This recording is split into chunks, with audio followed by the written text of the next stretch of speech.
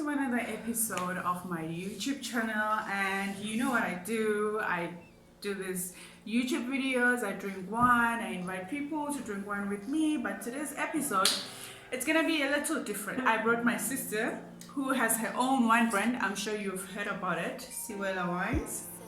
So today she's gonna be telling us about her wine journey and how it is to be a black woman in South Africa under 30 to have your own wine brand. So welcome. Thank you. Can't wait to drink. Okay, she's gonna open it. Oh, this is not my favorite thing to do, opening my bottle of wine. Okay, so tell us about this bottle. This is one of the sparkling wines that we have under the African Crown range. So it is a sparkling Sauvignon Blanc, a 2018 vintage, of which we only bottled about 500 bottles of this vintage. It's quite a very nice, refreshing, sparkling. So this is really special for me. Being young, being black, being, being a girl that comes from Kampahlele, did in Limpopo, and to basically be amongst or compete nationally and internationally with the bigger producers and the bigger, players in the market is really, it's something that I'm proud of. And also to have been able to, have one of these collections under my range. This is not just, it's not just a bottle of sparkling wine for me. This is more of, having, producing a very high quality product, especially for a sparkling wine. The taste says it all. So let me pop that. Oh my god, I'm always terrified of these things. Yeah. Because you never know when it's gonna go off. Oh, okay. Okay, wow. Yay. We are still alive. So just tell us about the name. How did it come out? Let me fetch the most important things. Yeah, so basically the name is, I struggled with the name. I'm sure you know it. I hope you remember. I struggled with the name. So just like anyone else, I was convinced that a brand name, especially for a wine name, had to be an English name. Or French name. Or a French name. I was convinced that it had to be like that, I was thinking along the lines of Black Diamond, everything white. That's what I thought about. Like African news. Yeah, like I thought, and I never really having an African name to a bottle of wine that I own or to my as a brand name. It was never something that I thought it would work. I always thought, and I actually never wanted people to associate the brand with me, because I thought the minute people are aware of who actually owns the brand, then there is less interest, especially if you're just a normal girl. Yeah, and like the same thing they did with that Temple guy. Exactly. Yes. Like, why must we pay so much for Tepo jeans? When we can pay, like when there's Levi's, but who is Levi's? Do people actually really know who Levi's is? Exactly. You know what so I didn't want to go through such. And then, fortunately for me, I think it was more like something that happened naturally, because after going through all these names that I thought would be catchy as a brand name, especially for a wine, that they would stand out, they were actually not going to stand out, they were just going to be within the others. So fortunately, because I had to go through the trademark process, applying for a trademark for the brand name, I remember going through 4 submitted names that I submitted to the attorney, and every time he came back to just tell me that the name was not available, he billed me 3,000 rands for that. So if I submitted four names, that means it's, how much is that? It's 3,000 times 4, just for him to tell me the name is not available. And I still had to pay an extra 15,000 to register the name. But CIPC does it for 450. Yeah, but if somebody is an attorney and that's what they do for a living, and then I realized, no man, this is I'm gonna be broke before I actually come up with a real brand name for my brand. And I thought, maybe it's time I just look around myself, think about bringing it closer to home. Think about where I come from, you know, maybe a province where I come from, anything in particular that holds significance from where I come from. Most of the names that I thought of didn't really have that catchy thing. You know, it was like, okay, it's Kukune, but then what? You know, it was like Marula Nengi, and then what? You know, and so I then thought, maybe let me think about my own name. That was like the last resort. And sweetness wasn't gonna cut it because it's not even actually serious. I mean, you can't call brand sweetness. And then I thought, Siwela, this is a name I never really liked. I hated this name. If you remember, I never used to use the name. I hated it. I hated what it meant. I hated. Thank God for decolonization of the mind. Now we're drinking this. You know, and I thought, fuck, okay, excuse my language. I thought, how about Siwela? And I asked a few friends, not sure if I asked you as well, and they were like, no, it actually sounds very good. I remember Matt saying, I mean, just imagine a Siwela red or a Siwela rosé. Sounds really great, right? I must say that it's been a great journey, and it's so rewarding to have started this from scratch, you know, to have So pretty. yeah, to have invested. I remember there was this other time, people don't know these things, but when you literally see yourself putting every cent you have into something that you're not even sure that it's going to work, but at that point your passion is just driving you to make sure that you do each and every little thing to make sure that the thing that you've started, the thing that you're working on, it better work. And I also remember this other time, you know, there was just like a lot of management financially and stuff like that, and need for money. And I remember taking such a huge amount of money and putting it in there, and realizing that, you know what, I'm at the tip of having nothing, and wondering, should you get to a point where you actually don't even have a cent to put into this business just for it to survive another day, what are you going to do?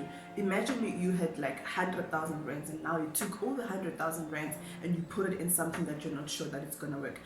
And after putting that 100,000, because that's not the first 100,000 you've put in, there are many of them. So now after that, you realize that I don't have any anymore. So what happens now when there would be a need to put 500,000 again into this thing? But it's just something, it's just a risk. You just have to live until you see that day. So I think it comes with being an entrepreneur. Like, you have to put money first. You need to sacrifice, you know. Yeah, you need to. I've never been an entrepreneur, but I've seen it, I've read about it. You know, people do those things. So, you know, when people speak about black women in business, they always ask, what is it that you're struggling about? Like, I find that narrative very boring. Just tell us what is more fulfilling about owning this brand. We don't want to know. Struggle, everyone is struggling. Everyone is struggling. You know what I mean? Man, woman, black, white. Doesn't matter. No, actually, when you raise that, now I always discovered that even because I've worked with a couple of wineries, I've been exposed to different establishments within the wine sector before, even way back, right? Some I did occasionally and stuff like that, just as, you know, just casually. And I realized that, you know, the struggle I'm facing now as a small brand, it's something that another winery, boutique winery or brand is facing deep in Stellenbosch. You know what I mean? Where people presume there's money and exactly. Proximity. Yes, and also so you realize that, you know, these are not your only problems. When we go out there and we meet even bigger, not like commercial producers, you know, not like your distillers and stuff like that, but, you know, the other producers in the wine space, they also struggle to access the market. They also struggle to afford finance for marketing, for promotions and all that. So it's not only about being, you know, the owner of Siwela that actually struggles with that. Everybody's struggling with that. Everybody's working towards selling another bottle. So what are the joys of owning this brand?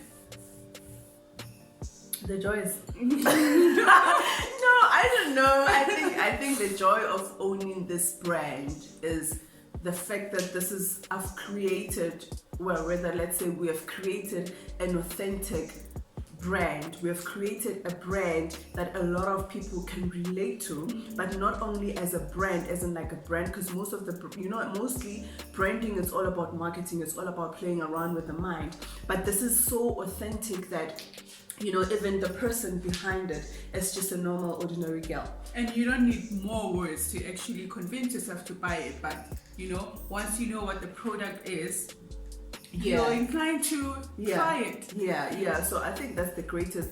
And also seeing a lot of people being inspired by the little work that we've put into creating a brand like this. And I must say that the other thing that actually gives me joy is to seeing this brand, navigating towards, growth. Like every time I see it, I see a step closer to greater success, to more opportunities. I mean, we have now also incorporated the Wine Academy to the brand, so that's also a great thing. So it just shows you that it's not a brand that is just going to be just about drinking wine. It's also something that has ventured into a whole lot of things around wine. So I think it's really great. Yeah. And the non-profit...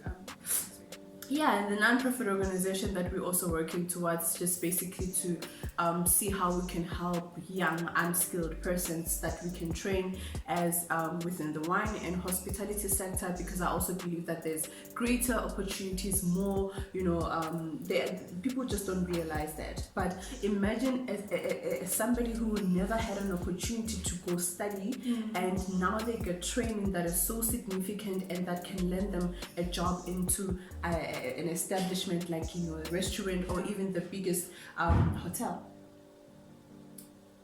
That's a gateway to being a sommelier. And also what I like about wine is there are no limitations.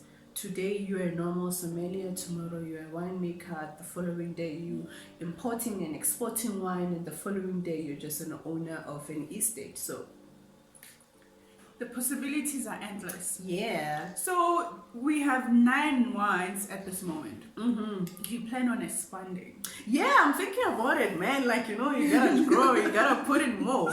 So I'm thinking the next thing now, it has to be an introduction to a premium range. We've established a more accessible, easy drinking, wouldn't call it low range, but it's just more like an entry level range, right? Which everyone can afford. Which everyone can afford. So that's where we played around. We played around the pricing and making sure that people can be able to easily access and afford on a daily. So now we need we need another range that is more premium, if you know what I mean. So that's what we need, a premium exclusive, darling. Yes, limited edition vibes, girls gotta do it. So thinking maybe 3 different varietals would do. So if we can work towards 3 other varietals maybe next year, that would be so great.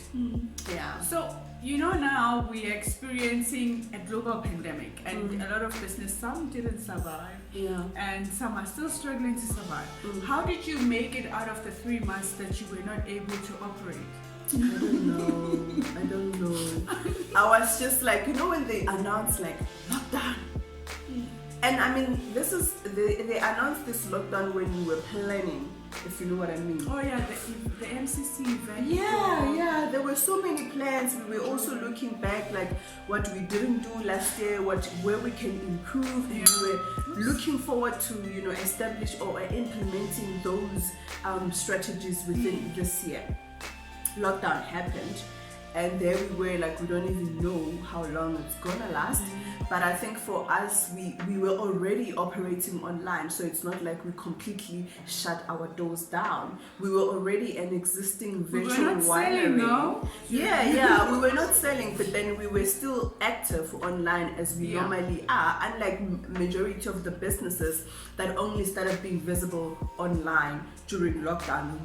That was already our platform. We had no other platforms. We could never be in your most famous hotels or most famous restaurants or all retail national stores, so we were selling online regardless. So the only thing that we were able to do was to continue with our marketing strategies and to continue offering pre-orders and stuff like that, which also worked out absolutely was that fantastic, because that means that we were still able to keep our followers, our customers, also grasp new customers, attract new customers, talk to new people, offer them or show them our range. And as soon as lockdown was lifted, we were able to deliver the goodies to them, which also worked out wonderfully. So we were booming. So during the last 3 months that Siwela Wines was not able to operate like the rest of other wine makers and wine sellers. So I also heard you were telling me the last time that you were giving your staff free of charge wine courses. What will they be able to do with those certificates that they have obtained? Yeah, so that was also part of the initiative under the NPO, and that was basically just an introduction to wine course, which was hosted online. So you did not need to travel wherever you're from to come to the specific location. Fourth industrial revolution, my God. So all you needed was the data and be able to download the Zoom app. And we spent 5 days discussing, our basic training, or discussing everything that anyone else would ever need to know about wine. That's just an introduction to wine. And with an introduction to wine, you're able to basically access certain jobs in the wine and hospitality sectors. Such as being a wine advisor, which I advise a lot of people to do, because you have that basic knowledge. You can be a wine advisor, you can be a wine promoter, you can also, get a job in a restaurant, because you do have the background in wine, you do understand what wine is. So those are just a couple of, if I can think, even events coordinator, that's what you can do around wine. So I also try a lot to make people aware that, when it comes to wine, it's not only about being a winemaker, it's not only about, being in the business side of it, it's also about other things that are around wine. It's broad, wine is also part of tourism, just so some people don't know. Teaching people about wine, it's also part of, what you can do around wine. Yeah. So when should we expect the Chenin? Is it Chenin Blanc. Chenin Blanc. Chenin Blanc. Yes, because I've seen artworks of the bottle on your social media pages, and I was wondering when are we getting it? Because seafood and Chenin Blanc. Yeah, I think we do need like a Chenin Blanc. Remember on the range, we only had like a Gewürztraminer. Which is a dessert wine, and it's a bit sweeter for some people, and people are just like, oh, it's a sweet wine, but I'm like, no, it's a dessert wine. I don't think we should be looking at it in that way. Oh my God. Like, I don't drink sweet wine. No, it's a dessert wine. You're supposed to pair it with dessert, or at least drink it as a dessert wine.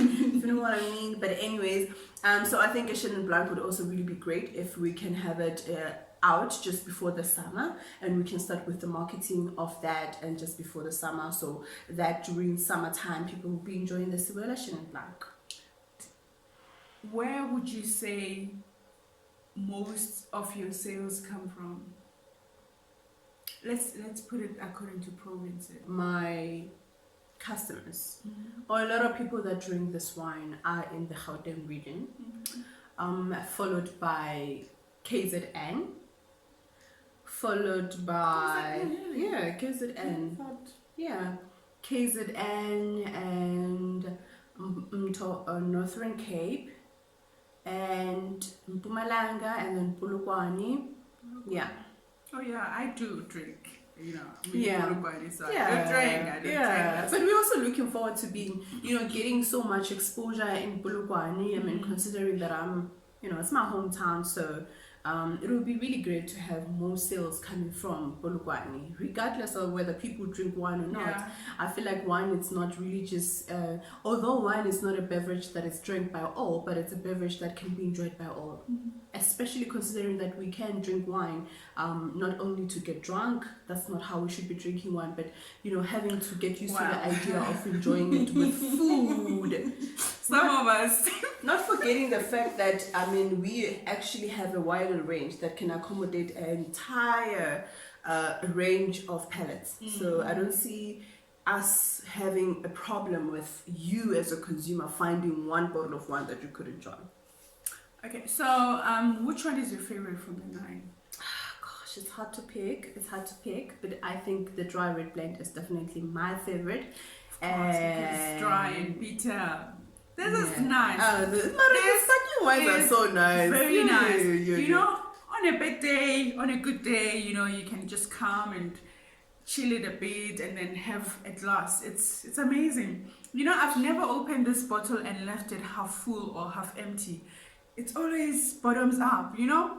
Good, it's that wine. It's that wine you're gonna drink to finish. And the pink MCC. MCC? The pink one. It's nice. I like the sparkling rosé. The sparkling rosé is also nice. Oh, they're all nice. And the brut MCC, I drink it with juice because it's like bitter. For me, it's like it's got so there's also a dessert wine. The Gavestramina. Yeah, it's nice. And then the rosé, the normal rosé. Pilotage rosé. Yeah. It's something you can enjoy on a sunny day when it's chilled. It's the wine to have. Like, it's nice. It's not like you're very bitter, like very strong acidic wines. It's just it's just got a well balanced acidity and fruity as well, and it also has that light or that slight sweetness that also washes away that that bitterness that is that comes from the acidity, which is also really great. And it's also not that bad. It's not that light. It's not that. It's just in between. And then the roach as well. It's also really nice. Oh yes, that's very nice. Yeah. On a winter night when you're feeling cold, you just like and also when you're not so sure if you want to drink, if you're not sure if just to put you in the mood. Yeah, and then the dry red is when you're actually serious about drinking. 2020. We are almost in the third year of Siwela. How do you see yourself in the market? We're on the second year. We're on the second year. Feels like 3. It's been a hustle, been hustling, guys. From those two. Guys don't know. Hopefully the first ones were the I know. Oh my God. gosh. Still harsh. And they stole the banner. Oh gosh. I don't want to lie. It's been hard. It's been really hard. Okay, so what were you saying again? Where do I see myself? How? In the market. Do I think? Oh no! I think, you know what? I'm telling you right now that there are 99% chances that other than me and you, somewhere in this world is drinking Siwela. Those are facts because, by the way, I am part of the marketing at Siwela Wines and I am privy to some information, so I can share with you now that actually in the second week after they announced that they are lifting the alcohol ban, we were sold out, but we kept on accepting orders because we know we could give people their orders when they need them within the time, but we were sold out. Yeah. When I say sold out, I mean the warehouse didn't have any wine, but there was actually wine in the process of being made, bottled and labeled. Yes, but because of lockdown, there wasn't wine being made between that period. But that's not the only reason why we were sold out. We were sold out because there was high demand. And people wanted to drink Siwela. You know what I mean? Yeah. Like, if you to say it, business is booming. So if you were to say it, business is booming.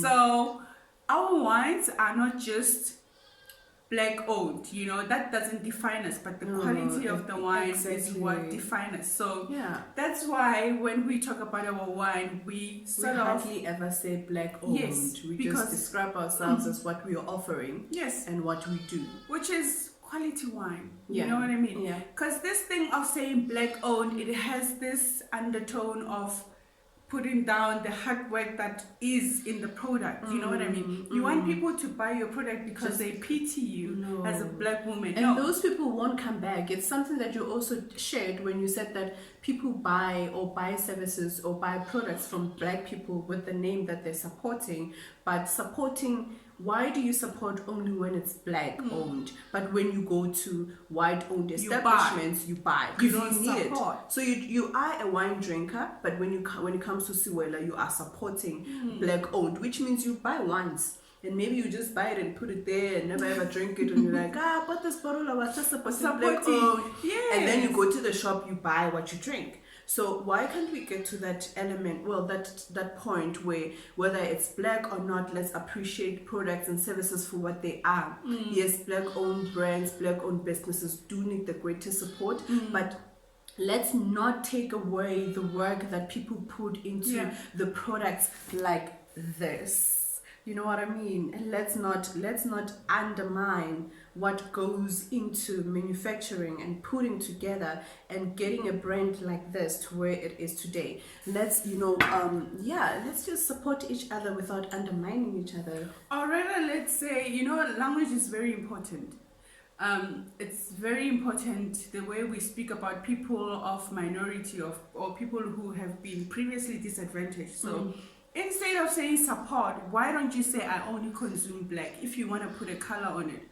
Maybe also let's not forget to thank those who have went out of their way to buy these products. We have seen people that we basically, even the voice note I got yesterday from Irene, the lady I think she's in Northern Cape. And she's one of the people that bought our wines during the lockdown, and she was like, she was very happy. You can hear it in her voice. She doesn't know me, I don't know her, but the way she was very excited to try these wines, and she was just like, you know what, I'm in it, like I'm so happy that you keep on inspiring many more people out there, and I'm just here, I'm forever going to buy your product. And she spoke to the quality of the wine, of course. Yeah, and she was just like, you know what, I'm also happy about the product itself, I'm also happy about the delivery. So those are the things we want to be associated with. I want my brand to be in line with can I mention brands? Like, am I allowed to? The ABC? Name drop. So what I'm trying to say is, like, for example, there is this thing. So I don't want, like, imagine. Okay, you can name drop. Okay, I want my brand to be go spa, and then you find this bottle of wine standing there, and then next to it you find R&R. You understand those things? You understand? You know what I mean? I know. Like, it's just Gross. that's what I want. So that's why you see, okay, this is not only about being black or white or blue, red or white. No, it's about being there. Yeah, it's about having a presence. Also, I think we should not downplay the impact this has of a black woman under 30 who has her own MCC and her own sparkling range. It's not something that you wake up and you hear, oh, Spanman Lerato down the road has the same thing. You know what I mean? It's very hard to get into these industries, So, when we get into these industries, I've been in the wine industry since I finished my studies. So that was like 2014. And I also told you about, that incident I had with the first boss that hired me and gave me the platform to actually go into the wine industry. And I recently found out that I'm on the same platform as him on these trade missions, and I was so excited.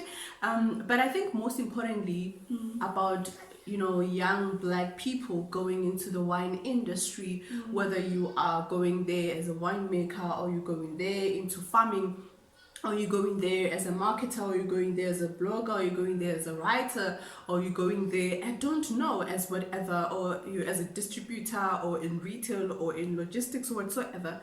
What I think is important is to have platforms that allow us to grow. You know what I mean? We need to have platforms that are not, young people are not sidelined just because you're young, you're black. How far are you gonna go? What do you even know anything about wine? We need platforms that are as good, that can allow black people, young people who are going into the industry, get support, get that mentorship, and not just by words, but get mentorship get full support and let these young people grow fully into the industry. So what I'm trying to say is, like, even if we can have an influx of young black people going into the industry, can this industry not be depressing?